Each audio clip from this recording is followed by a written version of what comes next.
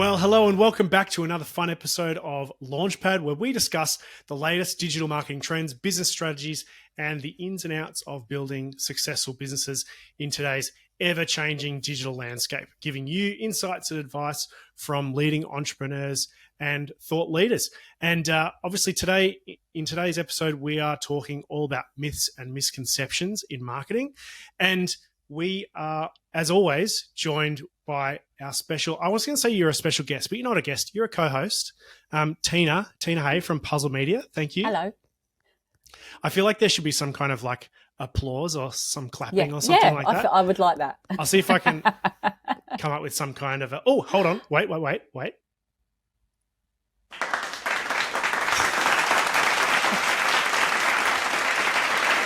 Okay, that's super awkward. So awkward.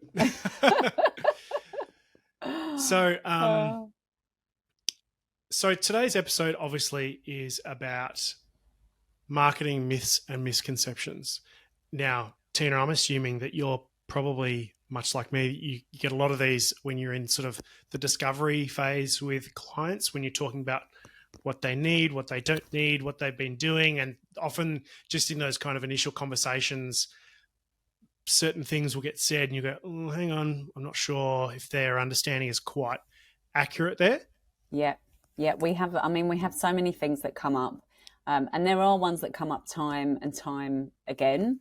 I think when people speak to, I kind of make the assumption that people haven't spoken to an agency before based on some of the questions that they're coming back with. And if they have spoken with and dealt with an agency, it's almost like an entirely different set of misconceptions, which, will be interesting to unpack today. So, there's a lot of noise out there and there's a lot of free information out there. So I can understand why for the average, marketing manager or business owner, it's easy to kind of, not fully understand what's going on, and different people will tell you different things as well. So that's why everyone's walking around totally confused. 100%. And it should be noted that if you're watching this episode and you've had one of these thoughts that we're going to sort of explore today, it doesn't make you an idiot or a bad person or anything.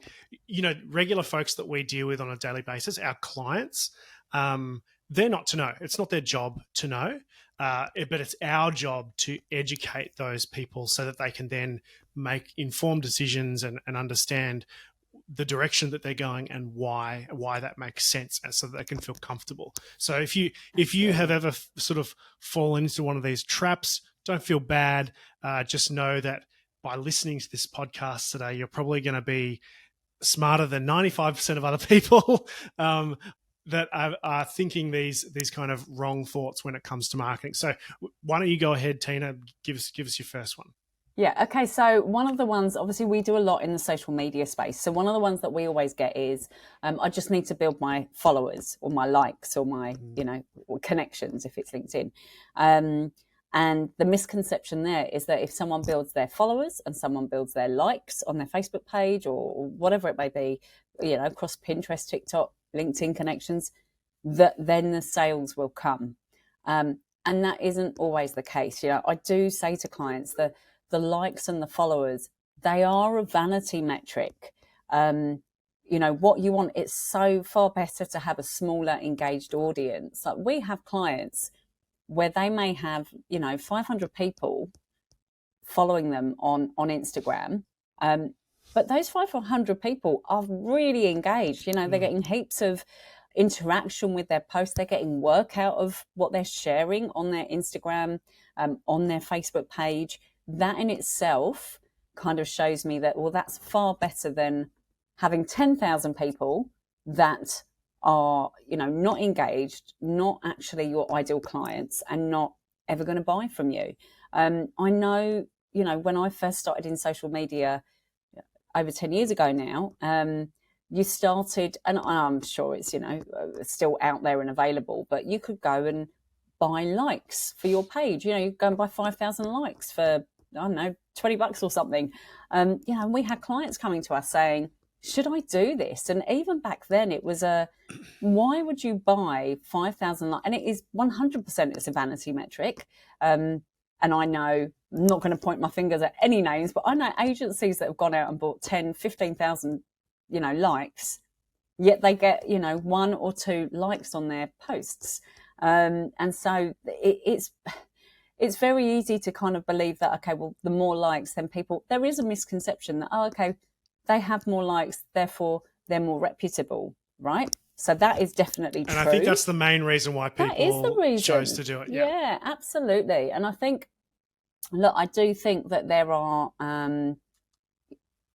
obviously, if you're putting really good content out there that is engaging, where you're educating, you're adding value all the time, you're going to build your likes up. I have a really good friend of mine that has built she's a hairstylist.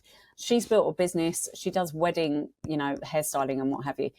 When COVID hit, she focused on she had no work. So she focused on educating people on her Instagram page. That Instagram page grew to over 100,000 followers that are really engaged. And from there, that's opened up a whole other load of opportunities for her business.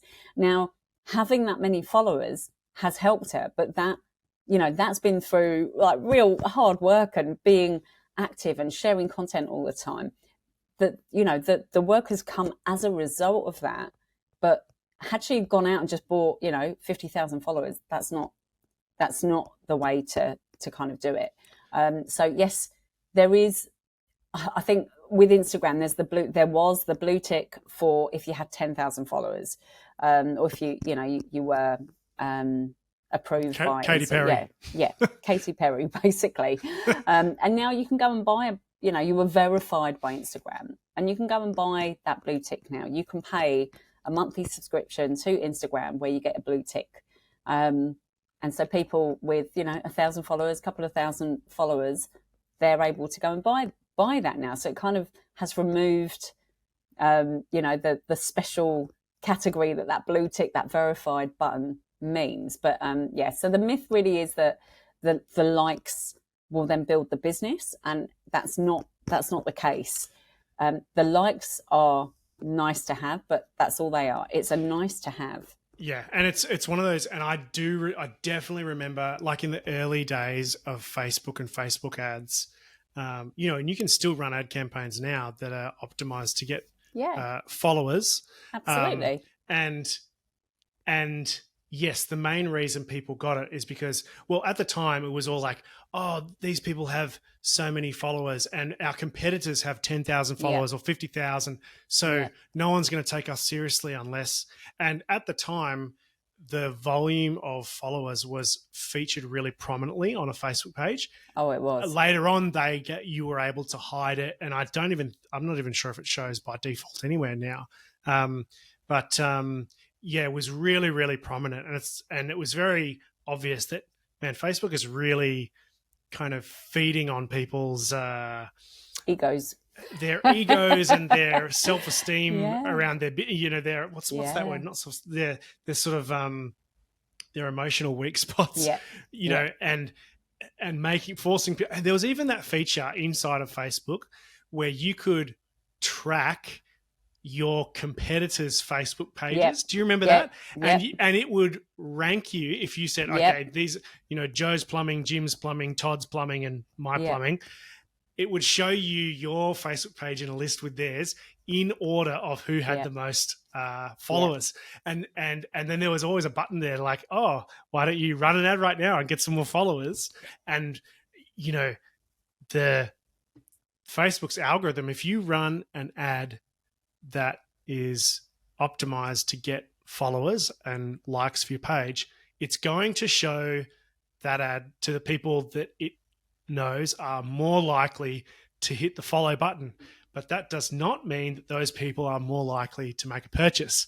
That's kind of don't even get me started on boosted posts and that feature. And it does. This is the other one. Oh, can I do another one? I'll just feed into the boosted posts. So you're on a roll. The fact that boosted posts are just, constantly fed out. Do you want to promote? Do you want to reach more people. Well, of course, every business wants to reach more people. That's what we're doing. That's why we're doing what we're doing.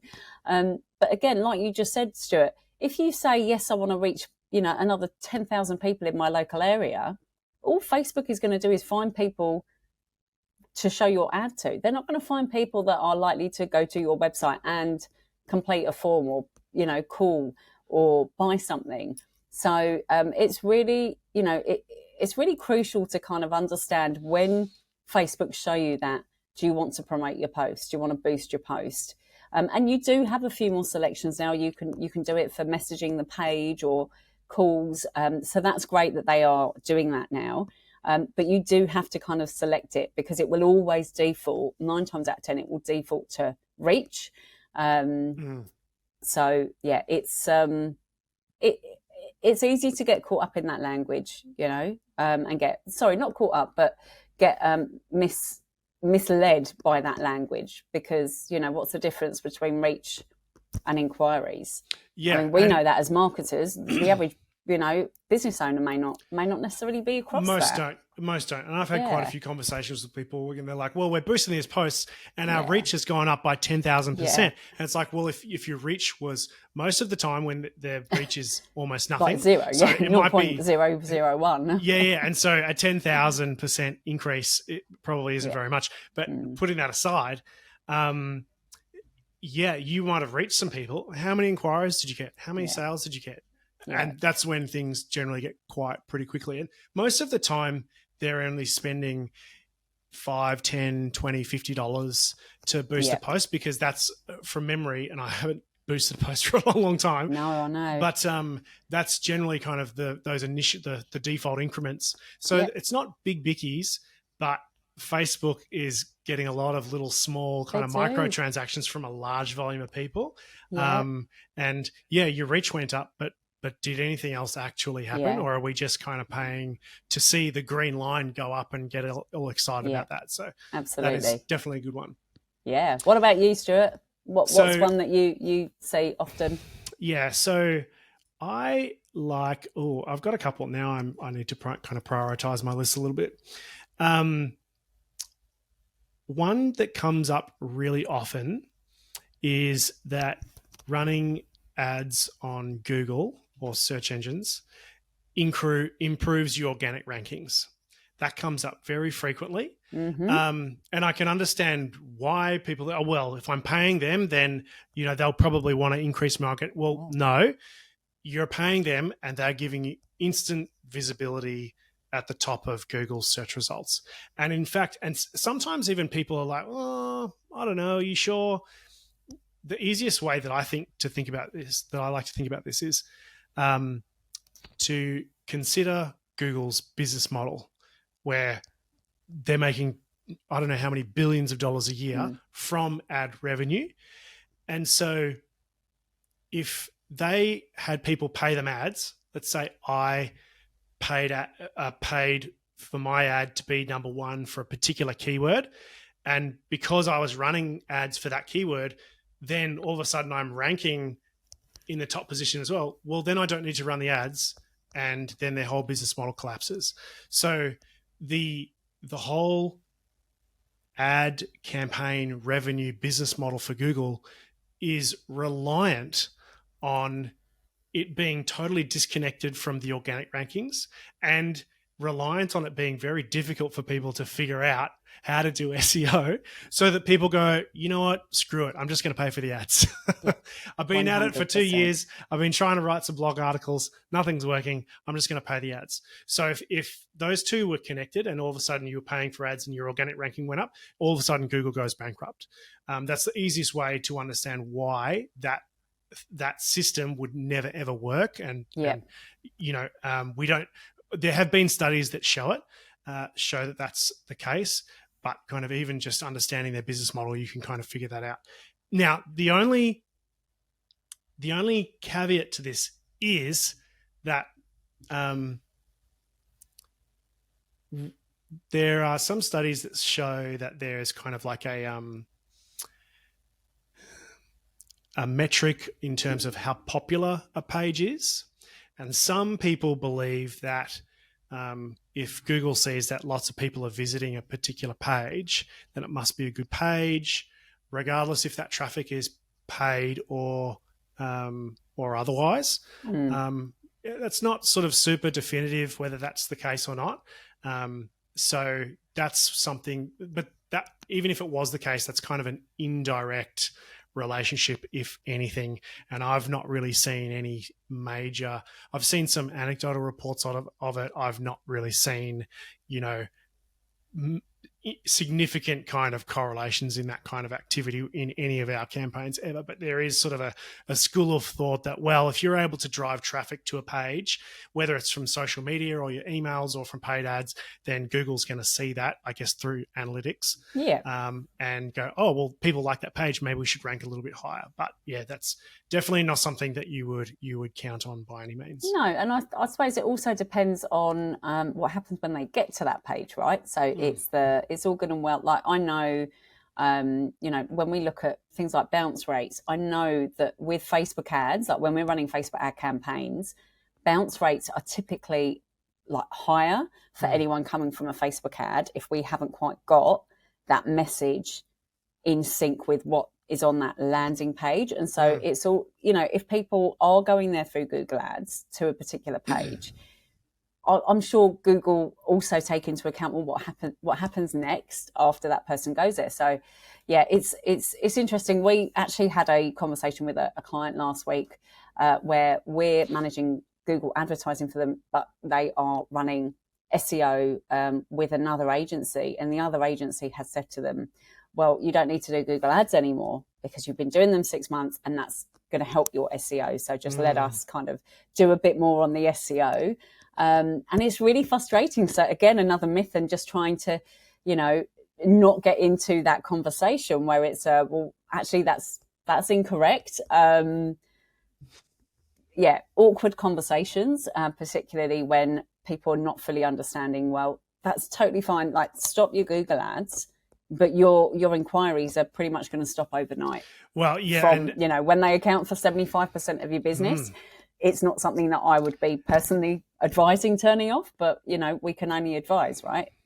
And, at the end of the day, some people are quite convincing in what they tell people. I know. And, at the end of the day, well, you turn the ads off, you're going to see if they're right or if they're wrong. You'll absolutely. know really quick if when the traffic stops and the phone stops ringing, you're going to know what the cause is. Yeah. So. Interesting meeting. And just to catch anyone up, Tina before mentioned bounce rate.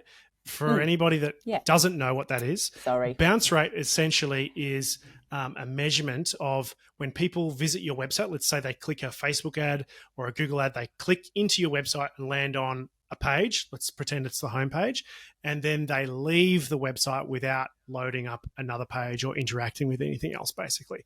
So generally, a high bounce rate is an indicator that the user has not been satisfied and they've probably clicked back to go Google's search results and find something else.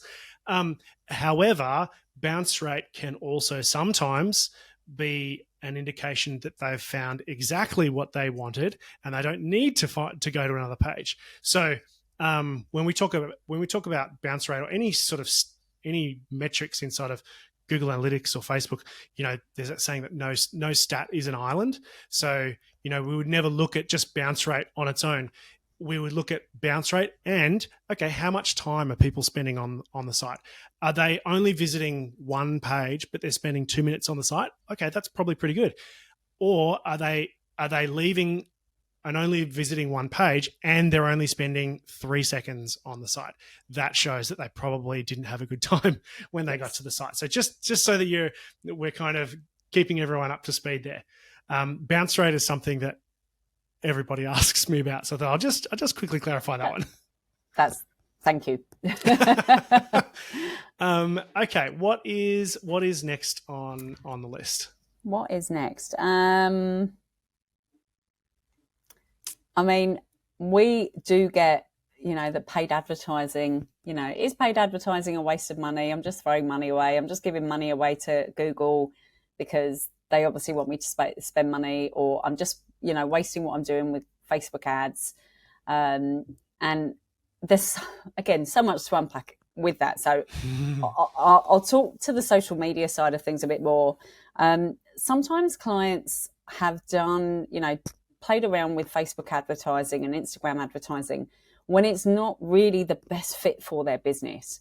I often use this example when I'm talking about this, but a plumber, okay? If you have a leaky tap, running Facebook ads that promotes a maintenance plumbing service, okay, people are going to go to Google. So you're probably not going to get your best inquiries from Facebook advertising. So it's not that so much Facebook advertising doesn't work for your business. It's just that you're maybe not promoting the right services, and actually understanding the customer journey. So what is your customer journey for different products and services that you offer? And then understanding, okay, is that something that's an immediate requirement where they are likely to Google because they know exactly what it is they want? Or is it something that they're not even sure that what they need, but they just know that they have a problem that needs to be solved? Okay. So if I use, what we do, what, launch experts and Puzzle Media do, if someone wants a Google advertising agency, okay, they're going to go into Google and they're going to put Google advertising agency Gold Coast. However, if someone is needing help with their business and really wants to drive, get the phones ringing, wants inquiries coming through, and has has some idea about marketing but not sure what's going to work best, social media advertising can work really well for that from an education perspective, because it's not just about us selling services. It's about educating. Well, this is what Google Ads could potentially do if you fit this, these types of businesses, and just helping people understand a little bit more about it. So, we find that we have a lot of people that will also say, "Oh, Facebook ads doesn't work. I've tried it before." And you dive into it, and it turns out, 3 Were you years actually ago, boosting posts? 3 years ago, they boosted a post and they spent $50, and they go, "Yeah, no, it didn't work." And you're kind of like, "Oh my goodness, like there's so much you could be doing." So, I mean, the clients we work with, obviously, Facebook ads is what are working for them. And if clients come to us and we're having conversations and they want Facebook, they have in their head, "I want to do Facebook ads," but we don't feel like it's the right fit for their business, we will say to them, maybe, have you considered XYZ? We had a conversation recently with a guy that is, he runs a finance broking business, and he said, "I want to do Facebook ads." And I know from experience, that's not the best way to actually get leads. And it turns out this guy's got a huge database, and actually email marketing is better suited. But people kind of get in their heads, well, this is what I want. And they've heard from their mate who runs a company of that, and they've had a good run doing Google ads or Facebook ads, and they go, "Oh, well, I want to do that." Yeah. What about you, Stuart, on the any kind of stuff around the advertising, the paid advertising being a waste of time? So I do hear that occasionally, and I'll tell you what is something that I haven't heard this one for a while, but sometimes it does come up, and I sort of groan, but I also kind of get a bit excited by it as well, is when people are like, well, we spend 7% of our annual revenue on marketing. They have their marketing budget for the year, which is a percentage of turnover or something like that. Yeah. I haven't heard that one for a long time. Generally, no offense to anyone that's out there listening to this, generally it's old school people that are saying that. And the reason why, well, I've never operated a marketing campaign on that basis, but the only scenario I can imagine where that makes sense to operate in that manner is kind of pre-digital ads, when you had magazines, TV, radio, when there was no real way, short of surveying every single customer, which is a super unreliable way of determining things, but that's another story for another time. when you've really got no way of figuring out, well, we're running ads, we've got billboards over here, we've got TV over there, we've got radio, we've got magazine, we've got local paper, and we've really got no way of determining which ones generate the most customers.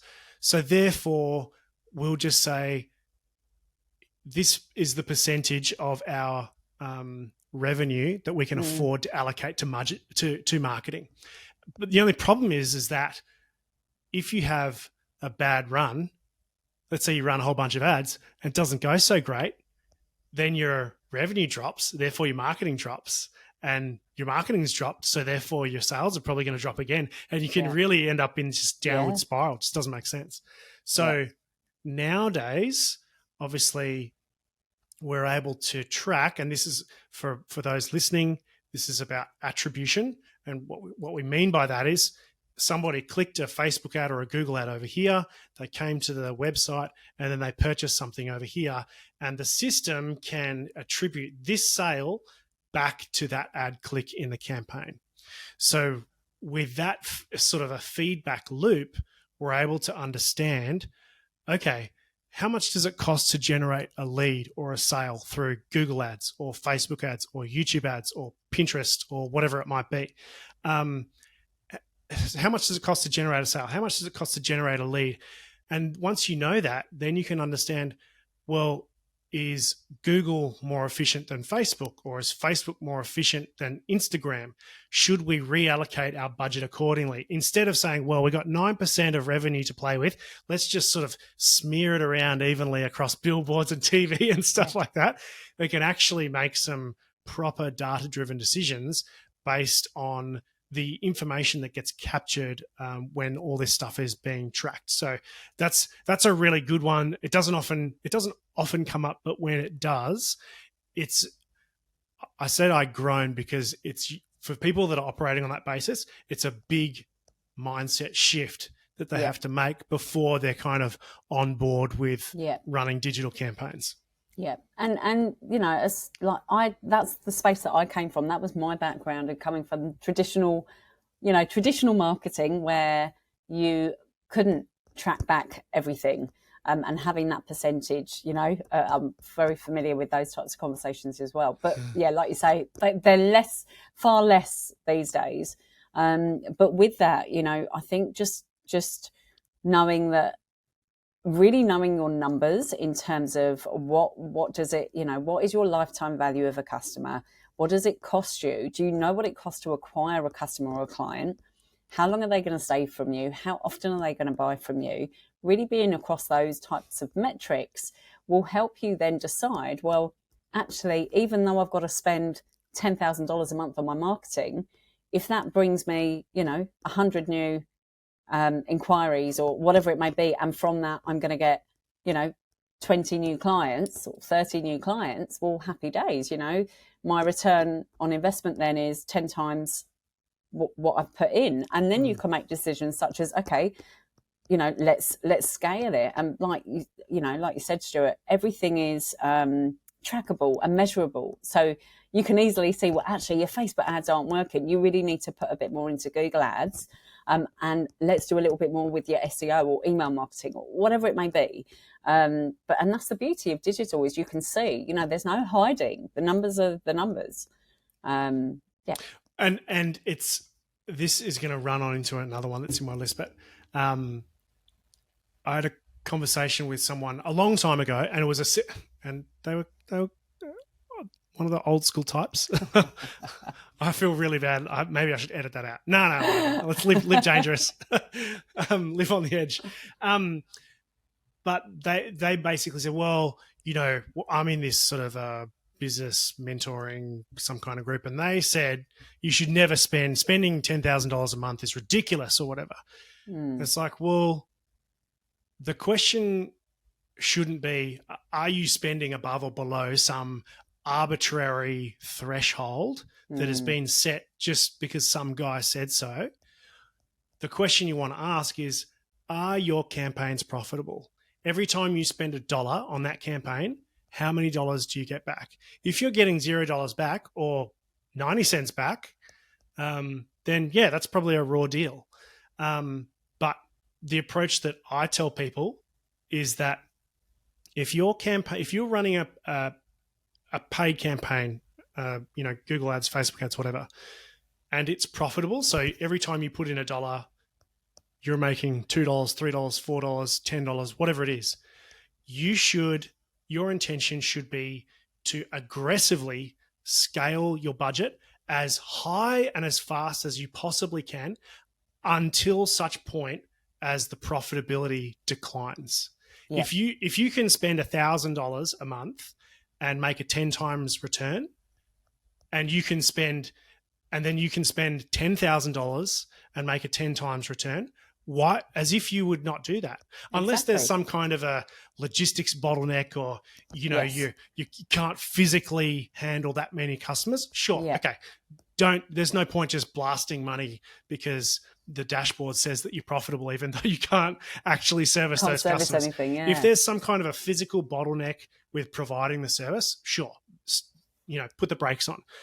But if that is not a thing, if you have capacity to grow and you can do more, scale it up as long as the numbers are profitable. Yeah, totally agree.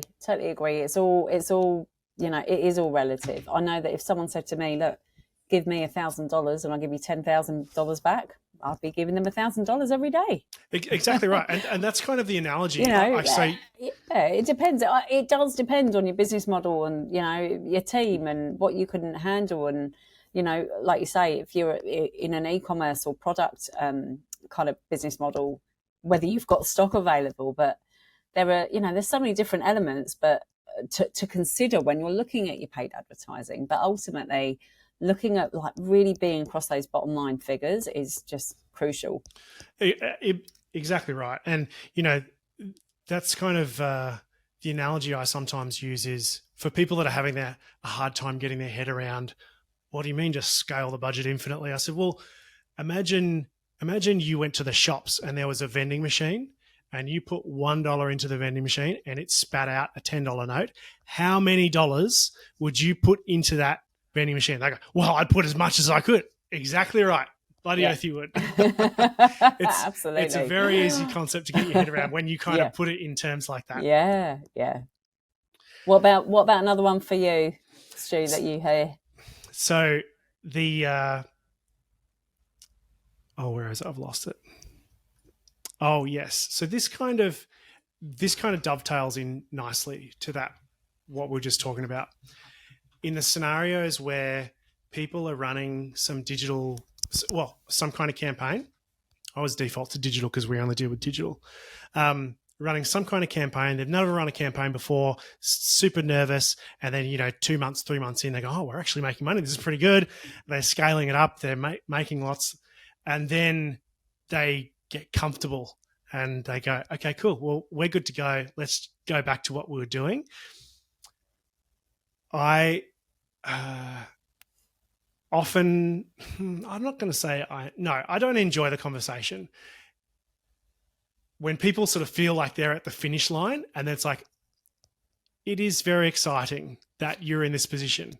Yeah. However, having only one marketing channel that is working, though it puts you ahead of many other businesses out there, is extremely risky.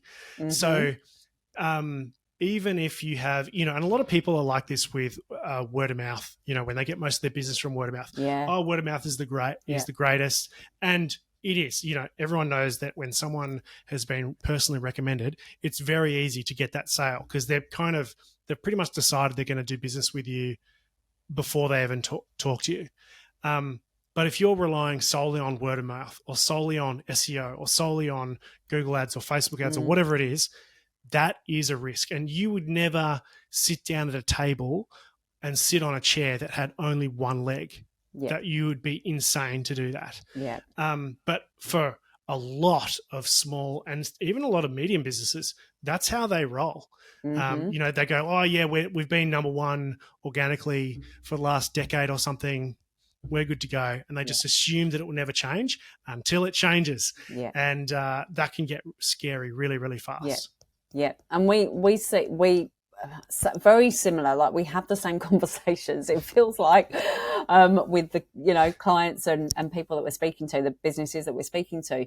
They say that you should have 10 ways, Mm. 10 lead generation ways that people can come into your business. So that might be your social media channels, it might be the advertising, it might be email marketing, SEO, whatever, going to networking events, getting word of mouth referrals. But you cannot kind of rest on your laurels with this, because we've seen massive issues in the past with Facebook ads, particularly people that are putting a lot into Facebook ads, and then suddenly their account gets shut down for no Something happens, reason. yeah. We had this happen last year. Was it last year? Was it earlier this year? Earlier this year it was, with a client in the middle of their launch. No, sorry, it was the end of last year. In the middle of their launch, they were doing a big launch. They were spending $40,000 in the space of a month with Facebook advertising. We'd been doing a lot of work in the pre-run-up, and their account got banned from advertising. May I just add, it took 2 weeks to resolve, and then Facebook said, yes, sorry, we made a mistake. Didn't mean to do that. But it was that crucial time. And so, we were working with the clients to, okay, what else can we do? Now, they had engaged us for Facebook advertising, but of course, when that happens, all ideas on the table. So, they had a couple of affiliates that they could rely on. They've got an online product. They've got a couple of affiliates. So they reached out to them to do some email marketing. That was they had that in the back burner. We put together some ideas for them for their free Facebook group, for their socials, to really pump out that organic stuff. Now, this was all things that they had going on already. So it wasn't like they kind of went, oh, we've got to put some stuff on socials. They just ramped up what they were already doing. They ramped up their email marketing even more so than they ever would. They put incentives in for people they were already working with to refer them. And so when the ads were then turned back on, we were able to turn them back on before the end of the launch. Their launch figures actually ended up probably about the same as they were with their last launch. And actually, they spent about $15,000 less because the ads weren't running. So in that instance, it was great that they did have these other kind of marketing channels, but really they were very, very reliant on Facebook. And that has made them now reevaluate. They've been doing this for years, like 8 years, I think. That's made them reevaluate, okay, well, how do we do this so we're not, being so vulnerable in business when we rely on these launches? And different business models, different businesses will have different stages of this, but really have a think about how are people finding you?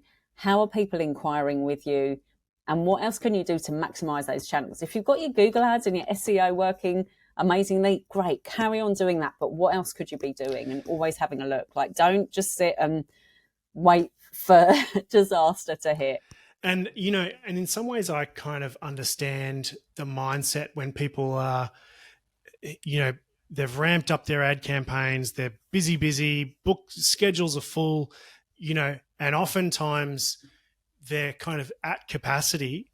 And it's like, hey, now is the time to start developing another marketing channel. And understandably, the initial thought is, well, but we can't, if we start generating more leads, we might not be able to handle it. They'll just be going to waste. And, so we'll be spending money to develop that pipeline, and we couldn't kind of deal with any more anyway. So why would we do it? And the answer is counterintuitive. You want to do it when times are good, because you definitely will not want to do it when times are bad. Yeah. Because if something happens and, Google changes its algorithm and all of a sudden your website that's ranked number one for everything for the last 15 years suddenly doesn't rank anymore. And then the phone stops ringing, customers stop coming, cash flow goes down really quick. You are not going to want to invest, $5, $10, $15, $20,000 over a certain period, whatever it might be, to develop another marketing channel. That's what your knee-jerk reaction will be to, send staff on a break for a while and downsize and cut costs and all that stuff. You're not going to be feeling like bullish and aggressive, like, yeah, let's go and, develop a pipeline. So you would rather have it to spend the money when times are good and when you're flush with cash and things are going well, develop that extra pipeline of leads. And once you're confident that you can get leads kind of at will, trim down the budget there. That's fine. Keep it going, just a trickle in the background, just to kind of keep it ticking over. And then if something happens, then you can decide to scale it up from there. Yeah. And it also gives you the flexibility that, let's say you're running Google ads and Facebook ads, and 1 month, for whatever reason, the Google ads just for some reason gets super expensive because of whatever, Black Friday or something like that. Well, okay, you might go, for this month, why don't we pull back the Google ads budget and pump more into Facebook ads, because we can get the leads or sales cheaper over there. So you're not kind of hamstrung to your singular source of generating opportunities for the business. Yeah, absolutely. Absolutely. And I think, again, sort of, I remember seeing this happen with one of our clients in COVID. So they bought a business in February, and obviously everything was then shut down. And we were already working with them on one of their other businesses that they had and doing a lot of marketing. But we've actually been working with them about 8 years now, in total. And so I said to him, look, if you don't want to, if you want to cut some of the budget from here to put into this one. And he said, you know what? I want to go ahead with everything that we're going to do. Let's just go full steam ahead, which was great, because what happened was we had this 2-month window of really building things up in the background for them, so that when everything opened up again, they were good to go. His competitors, in the meantime, had pulled all of their ad spend. We were getting leads for them, inquiries for them. Like on average, their inquiries come in at about between $30 and $40, and the service that they offer is anywhere from kind of $500 to $2,000. Obviously, they've got a team and all the rest of it. But just to give you an idea, their leads had dropped from $40 down to, I think we were getting leads at about $10 for them. So, those are the times to really just step up and, but doing it before it hits that is also good. 100%. Yeah. Okay. Have you got another one? Let's go, Tina. What you must have more on your list. I've got a couple more. So marketing and sales. The difference between marketing and sales. So some people, like I've had a lot of conversations in the past where clients have said, so you're going to do the marketing, Puzzle Media will handle the marketing, and that is obviously going to result in sales. Yes, 100%. We want the marketing to drive inquiries that result in sales. And we have, a responsibility to ensure that the people that we're sending our clients through ads, through whatever services, are qualified, are somewhat, relevant for what the client is providing. However, that closing of sales, that is done by that is the business owner's responsibility. So what we have found in the past, and we're talking about a service type business here. More service, e-commerce is different. E-commerce, you're going to get sales. It's a whole different conversation, but more for your service-based businesses. So what we have found is that we will always ask those questions regularly. So we will, and we will keep track of, okay, well, there's a certain amount of inquiries that have come through. What has that resulted in sales at the end of the month? And we can see that, and we, regularly monitor that with our clients. I have seen, we've had situations where the clients were not closing any sales. And so we have actually pointed them in the direction of getting some support around their closing, around their sales strategy, training up their reception staff that are taking the calls. We've got to remember, someone that sits on reception, they're not a salesperson necessarily, but if they are your main point, if that is the first interaction that a potential client has with your business, you have a responsibility to, ensure that it's the right person picking up the phone and they know to ask the right questions. They don't have to sell your product, your services on the phone, but it's about, asking the right questions and being able to do whatever it is, book a meeting, book a consult, whatever it is that you're promoting, is that free, or book a quote if it's a quote.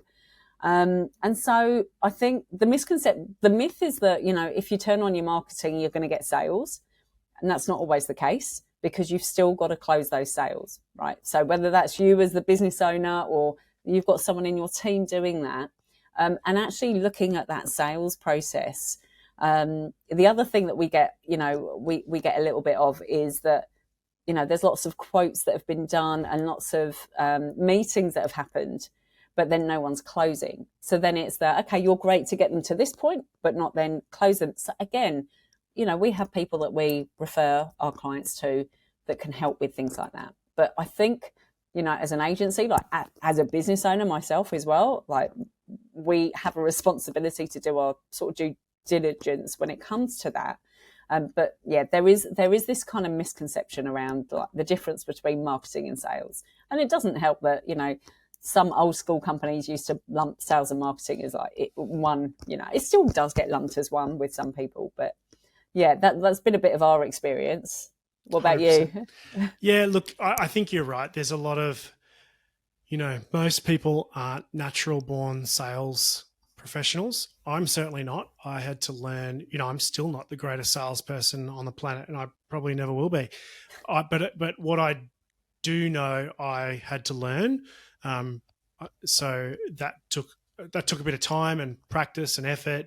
But once you do it a certain amount of times, it sort of becomes a lot more natural and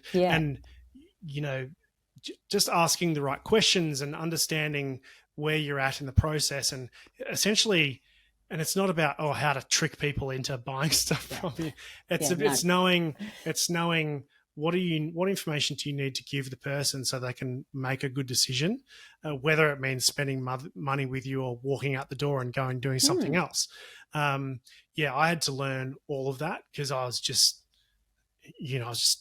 jumping on a phone call and just saying a bunch of things, But I think, with sales, and that is, it's really important that listeners kind of understand. Sales is a skill, which means it can be taught and it can be learned.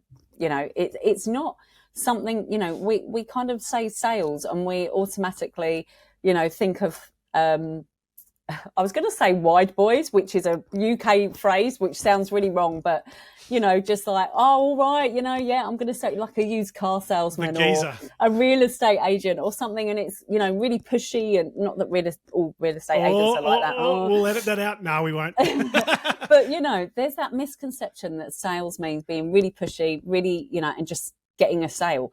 And that actually, if you do sales, authentically, that's not what it is. Sales is having a conversation, like you say, Stuart, and understanding what that business does and seeing, first of all, can what you're offering, like, is what you're offering going to help solve that issue or not? If it's not, then of course you don't sell them anything. You shouldn't be selling them anything. But I think, when we say sales to clients, they kind of go, I hate sales. Most clients will say to me, I hate sales. It's like, okay, hang on a sec. Do you like talking about your business? Most people like talking about their business. Do you understand what you do? Do you understand your services and how you help? Yeah. Okay, cool. Let's just have a conversation with people. So, it definitely doesn't have to be as scary. And I feel like I learn something from every sales call I get on. I still take something away. There are a few people out there that are really, really good at this. I know Rhiannon is very good. I learn everything I know from her. She's amazing. And Rhiannon is Stuart's wife, for those that don't know. Yes. And did I mention that next week's guest is a real estate agent? Okay, great. No, I'm just kidding. Well, hey, we're at 49 minutes, so I'm going to wrap this up. This has been a pretty good session, I think. Yeah. So that just about wraps it up, everyone, for another week on Launchpad. I want to thank Tina once again for joining us. Thanks so much for your time. Thank you for having me. And thanks everyone for tuning in, and hope you're enjoying the podcast so far. And if you've got any questions or ideas of topics that you would like us to explore, feel free to get in touch and we will probably talk about them. Make sure you follow on your favorite podcast platform. The podcast is available on pretty much all of them these days. And make sure you tune in next week for another episode of Launchpad.